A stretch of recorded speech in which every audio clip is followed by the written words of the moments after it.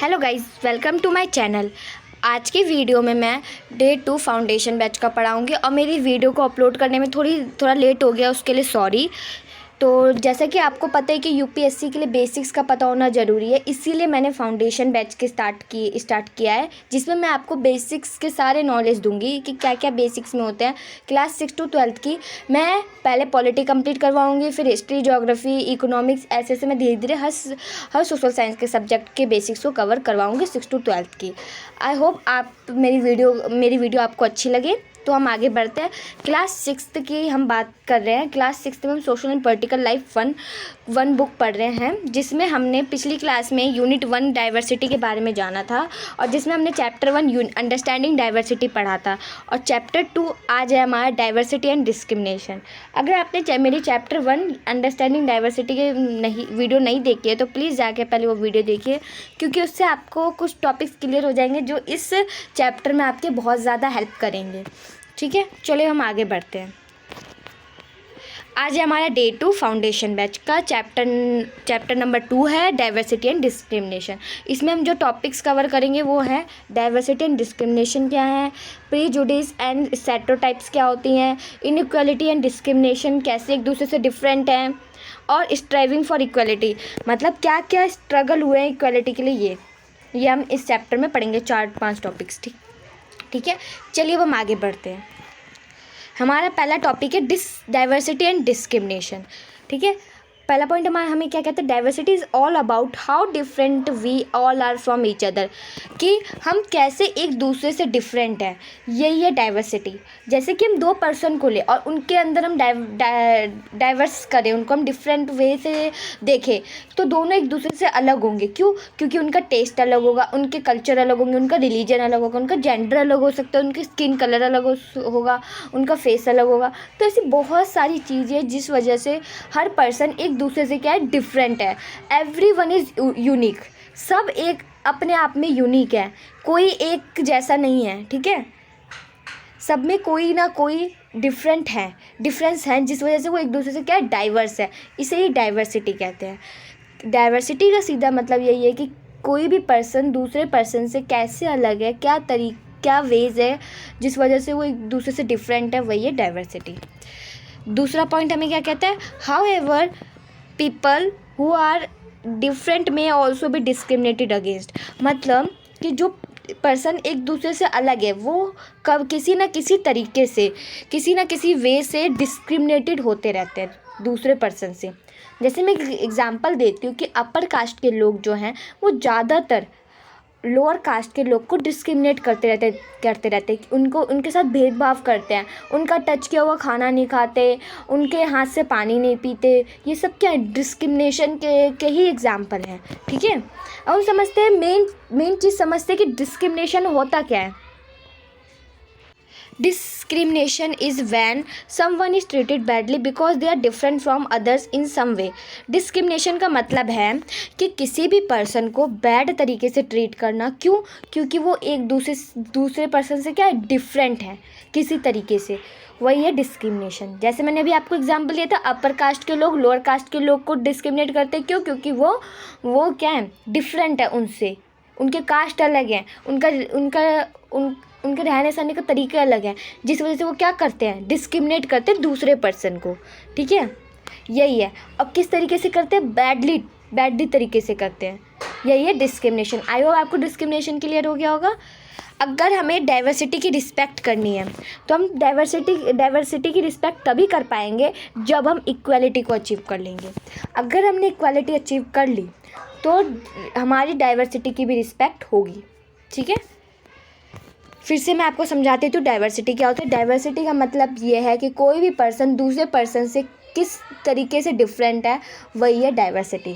Discrimination का मतलब ये किसी भी पर्सन को बैड तरीके से ट्रीट करना, ये हमारा डिस्क्रिमिनेशन कहलाता है। और क्यों करते हैं बैडली ट्रीट? क्योंकि वो हमसे डिफरेंट है किसी ना किसी तरीके से, या हम जेंडर के अकॉर्डिंग लें, या हम रिलीजन के अकॉर्डिंग लें, या कल्चर के अकॉर्डिंग लें, या उनके रहने सहने के तरीके से लें, या कास्ट के अकॉर्डिंग लें, पर वो हमसे डिफरेंट है और हम उन्हें बैडली ट्रीट करते हैं, यही है डिस्क्रिमिनेशन। आई होप आपको क्लियर हो गया होगा। अगर अभी भी आपको कोई डाउट हो तो प्लीज़ कमेंट सेक्शन में बताइएगा, मैं आपके डाउट को सॉल्व करने की पूरी कोशिश करूँगी। चलिए अब हम आगे बढ़ते हैं। अब हम समझते हैं कि प्रीजुडिस क्या है। प्रीजुडिस को हम पूर्वग्रह भी बोलते हैं, पूर्वग्रह, ठीक है। अब मैं बताती हूँ प्रीजुडिस होता क्या है।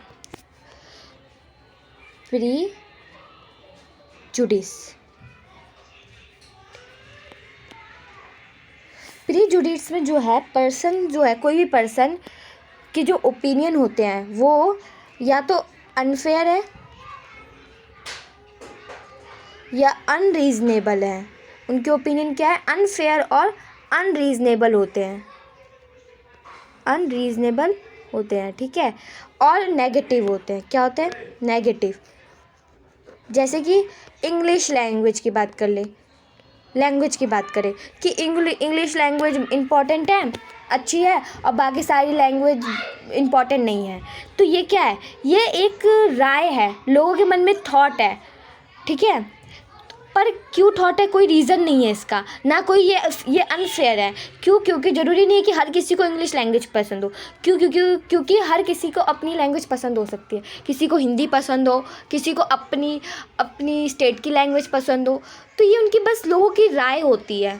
हम प्रीजुडिस से समझ सकते हैं यहाँ पे हर पर्सन्स की क्या होती है, अपनी एक राय होती है, राय, ठीक है। यहाँ पे सिर्फ राय होती है, समझ गए। चलिए अब हम समझते हैं कि सेंटेंस में इस चीज़ को हम कैसे पढ़ते हैं। सेंटेंस, क्योंकि देखिए सेंटेंस में भी पता होना बहुत ज़रूरी है। अगर हम पेपर में अगर आप आंसर लिखेंगे तो अगर आपको सेंटेंस ही नहीं बनाने आएंगे तो आपके लिए प्रॉब्लम हो सकती है। तो सेंटेंस भी पढ़ना ज़रूरी है, इसलिए मैं आपको सेंटेंस बाय सेंटेंस बताती हूँ हर चीज़। चलिए आगे बढ़ते हैं। The tendency to judge other people negatively or consider them inferior is said to be prejudice। मतलब किसी भी पर्सन को नेगेटिवली जज करना और उन्हें कंसीडर करना अनफेयरली, तो वही हमारा प्रीजुडिस है, ठीक है। प्रीजुडिस में जो है पर्सन्स के जो फीलिंग्स और जो थॉट्स होते हैं। The prejudice is an unfavourable opinion of feeling form before and और विदाउट नॉलेज, थॉट और रीज़न। मतलब जो प्रीजुडिस में जो लोगों के थॉट्स होते हैं या ओपिनियन होते हैं वो अनफेयर होते हैं और अनफेवरेबल होते हैं, और जो है उनके जो कोई रीज़न ही नहीं होता उनका ये थॉट रखने का अपने माइंड में। बस उनके मन में ये थॉट है तो है, पर उनका कोई रीज़न नहीं है। और जो प्रीजुडिस में जो है, और भी मैं एग्जांपल दूँ, जैसे कि रिलीजन की बात कर लूँ मैं, तो बोल सकते हैं कि अपर कास्ट के लोग ज़्यादा अच्छे और लोअर कास्ट के लोग गंदे हैं। तो ये सब क्या है, ये बस कुछ लोगों की थॉट्स हो सकती हैं, बट ऐसा कुछ नहीं है, सिर्फ इसमें लोगों की राय होती है। और मैंने आपको एग्जांपल पहले भी दिया था, अभी भी एक एग्जांपल देती हूँ कि जैसे कि English language is the best and other are not important. क्या ये सच है? नहीं, ज़रूरी नहीं है कि इंग्लिश लैंग्वेज ही अच्छी हो और हिंदी और अदर लैंग्वेज बेकार अच्छी नहीं है, इम्पॉर्टेंट नहीं है। नहीं, सारी लैंग्वेज इम्पॉर्टेंट है, चाहे वो संस्कृत हो, हिंदी हो, तमिल की हो, बंगाली हो या इंग्लिश हो। Every language are equal and equally important, ठीक है। आई होप आपको क्लियर हो गया होगा। फिर भी मैं आपको बता देती हूँ प्रीजुडिस क्या होता है। प्रीजुडिस का मतलब है किसी भी पर्सन को नेगेटिवली जज करना और उनको ओपिनियन जो है वो अनफेयर या अनरीजनेबल होना, यही प्रीजुडिस कहलाता है, ठीक है। और जैसे कि हम बात करें इंग्लिश लैंग्वेज के एग्जांपल की बात करें, जैसे कुछ लोग की राय है कि इंग्लिश लैंग्वेज जो है वो बेस्ट है और अदर लैंग्वेज क्या है वो इम्पोर्टेंट नहीं है, ये प्रीजुडिस है। यहाँ पे सिर्फ लोगों की राय होती है। स्टेरियोटाइप्स इसका एक नेक्स्ट स्टेप है। चलिए अब वहाँ स्टेरियोटाइप्स को समझते हैं।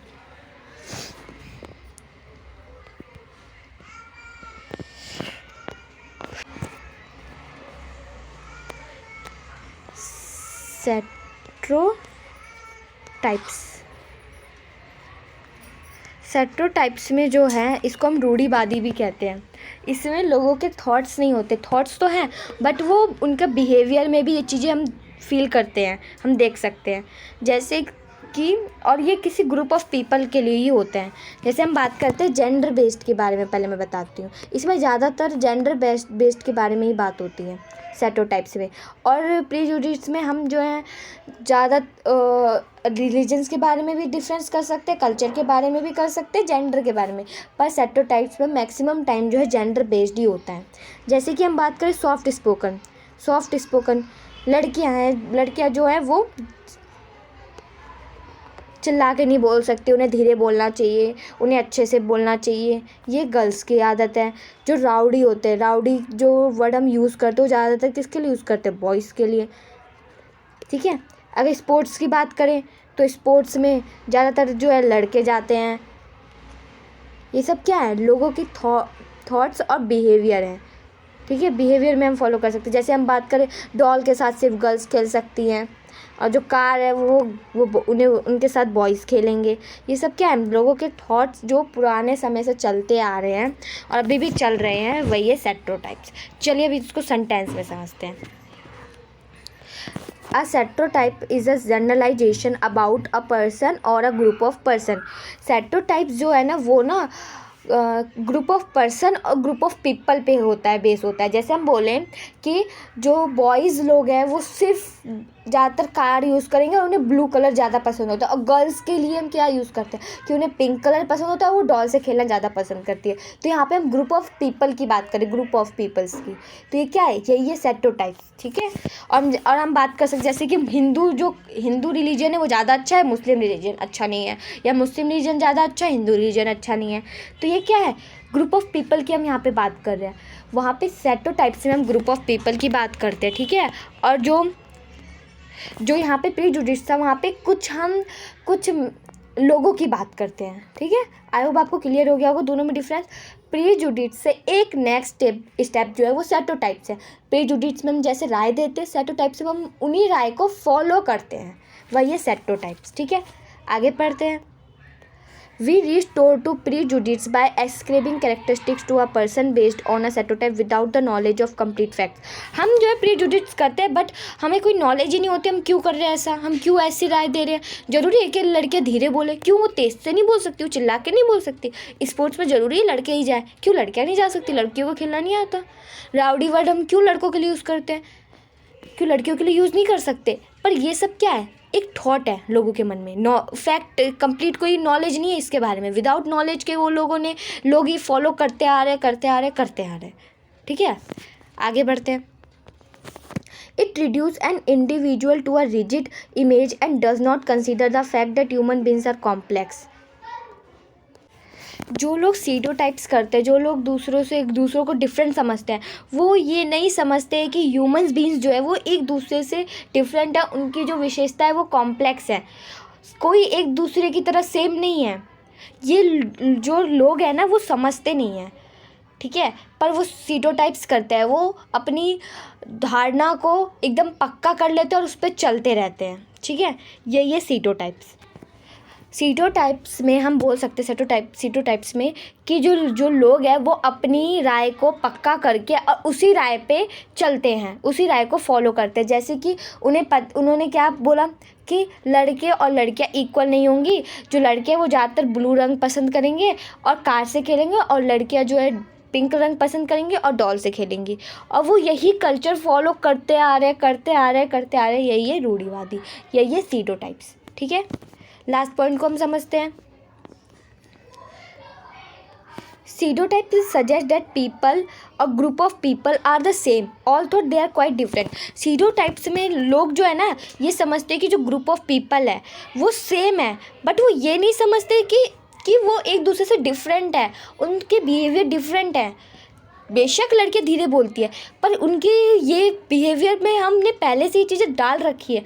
हम चाहे तो चेंज कर सकते हैं, लड़कियाँ भी हार्डली बोल सकती हैं, लड़कियाँ अपने स्टैंड ले सकती हैं, ठीक है।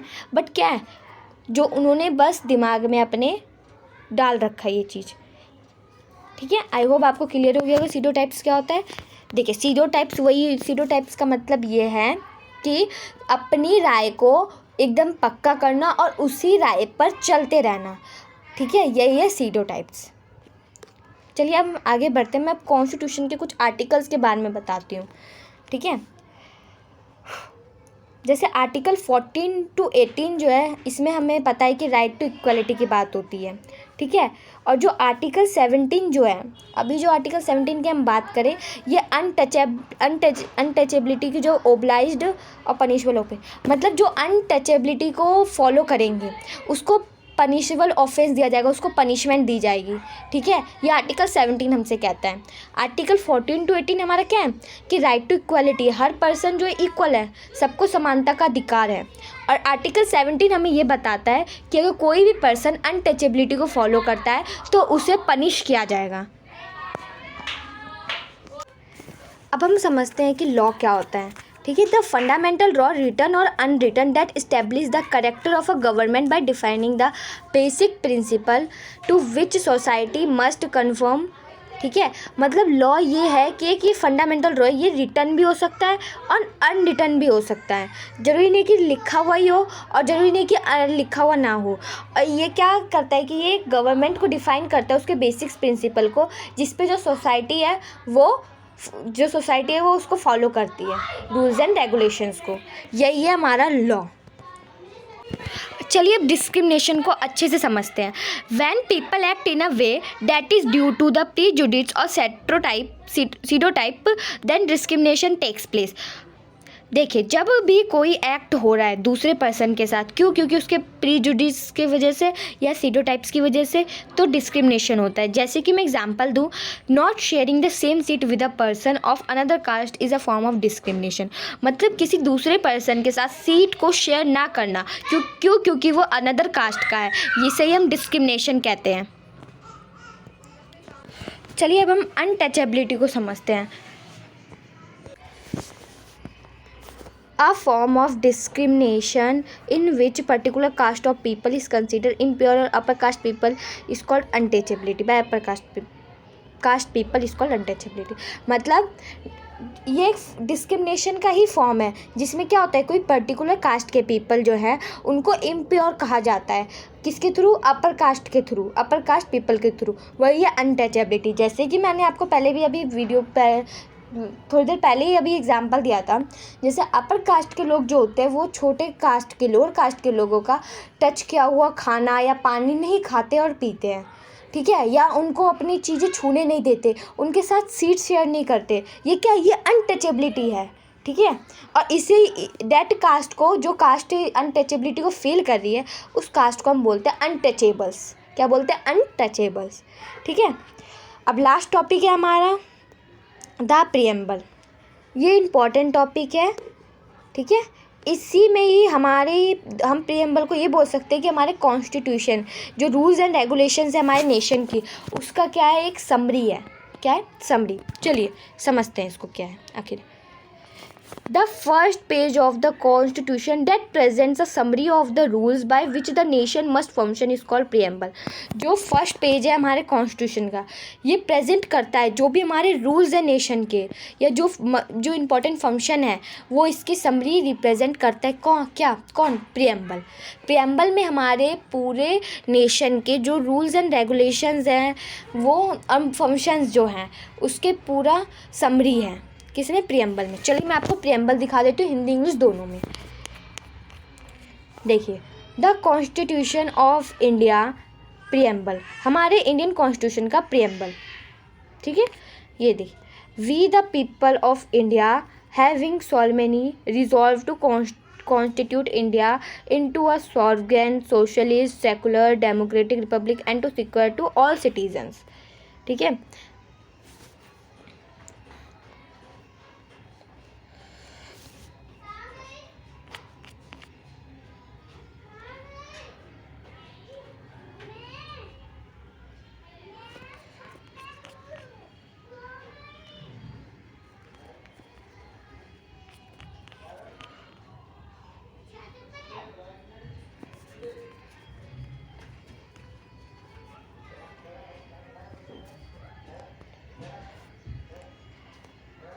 जो हम इंडिया के पीपल हैं, वो हम लोग जो हैं इंडिया में sovereign, socialist, secular, democratic public maintain करते हैं और ऑल सिटीजन्स को जस्टिस प्रोवाइड करते हैं, लिबर्टी, इक्वालिटी और फ्रेटर्निटी। ठीक है, जस्टिस मतलब आपको पता ही है कि किसी के साथ भी अन्याय नहीं करना, न्याय प्रोवाइड करना। और लिबर्टी जो है किसी के थॉट, एक्सप्रेशन, बिलीफ, फेथ और वर्शिप्स की रिस्पेक्ट करना। इक्वालिटी में हर किसी को इक्वल अपॉर्चुनिटी देना। फ्रेटर्निटी का मतलब है कि हर किसी के इंडिविजुअल की डिग्निटी को एश्योर करना और यूनिटी बनाना और इंटीग्रिटी बनाना हमारे नेशन में। ठीक है, और जो हमारे जो जो कॉन्स्टिट्यूशन असेंबली है उसका जो 26 डे था नवंबर 1949 को, तब अडॉप्ट किया था हमारे कॉन्स्टिट्यूशन को। ठीक है, आई होप आपको क्लियर हो गया होगा। और आप हिंदी में भी देख सकते हैं। हम भारत के लोग भारत को एक संपूर्ण प्रभुत्व संपन्न समाजवादी पंथ निरपेक्ष लोकतांत्रिक गणराज्य बनाने के लिए तथा उसके समस्त नागरिकों को सामाजिक, आर्थिक और राजनीतिक न्याय, विचार, अभिव्यक्ति, विश्वास, धर्म और उपासना की स्वतंत्रता, प्रतिष्ठा और अवसर की समानता प्राप्त करने के लिए तथा उन सब में व्यक्ति की गरिमा और राष्ट्र की एकता और अखंडता सुनिश्चित करने वाली बंधुता बढ़ाने के लिए दृढ़ संकल्प होकर अपनी संविधान सभा में आज तारीख 26 नवंबर 1949 मित माघ शुक्ला सप्तमी स्वंत 2006 विक्रमी को एक तत्वर्थ इस संविधान को अंगीकृत, अधिनियमित और आत्मनिर्मित करते हैं। आई होप आपको क्लियर हो गया होगा कि हम जो इंडिया के पीपल है वो sovereign, socialist, secular, democratic Republic को मेंटेन करते हैं और हर सिटीज़न को, हमारे इंडिया के हर सिटीज़न को जस्टिस प्रोवाइड करते हैं, चाहे वो सोशली हो, चाहे इकोनॉमिकली हो, चाहे पॉलिटिकली हो। और जो लोगों के थॉट, बिलीव, एक्सप्रेशन, फेथ या वर्शिप्स हैं उसकी रिस्पेक्ट करते हैं। और जो हर किसी को, हर पर्सन्स को इक्वल अपॉर्चुनिटी प्रोवाइड करते हैं। और हम डिग्निटी मेंटेन करते हैं इंडिविजुअल की, और अपने नेशन में यूनिटी और इंटीग्रिटी मेंटेन करते हैं। और नवंबर 1949 में कॉन्स्टिट्यूशन को अडॉप्ट किया गया था। आई होप आपको क्लियर हो गया होगा। Thank you guys for watching my video. अगर आपको मेरी आज की वीडियो में कहीं भी कोई डाउट हो तो प्लीज़ मुझे बताइएगा, मैं आपके डाउट को क्लियर करने की पूरी कोशिश करूँगी। Once again thank you for watching my video.